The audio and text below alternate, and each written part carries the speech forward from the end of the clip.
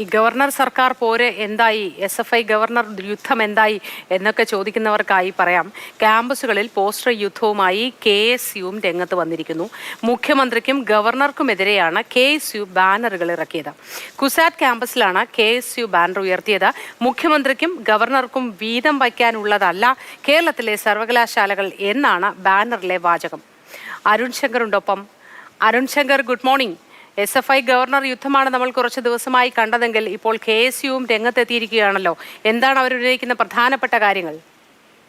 തീർച്ചയായിട്ടും കഴിഞ്ഞ ദിവസങ്ങളിൽ നമ്മൾ കണ്ടത് ഗവർണർക്കെതിരെ SFI നടത്തുന്ന പ്രക്ഷോഭമായിരുന്നു.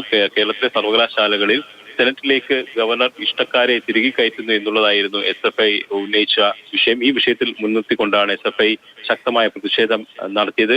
അതിന് പിന്നാലെയാണ് ഇപ്പോൾ KSU ഗവർണർക്കും മുഖ്യമന്ത്രിക്കും എതിരെ വിമർശനവുമായി രംഗത്ത് വന്നിരിക്കുന്നത്. KSU ഇപ്പോൾ ബാനർ യുദ്ധത്തിലേക്ക് കടന്നിരിക്കുകയാണ്. KSU കുസാറ്റ് ക്യാമ്പസിലാണ് ബാനർ ഉയർത്തിയിരിക്കുന്നത്.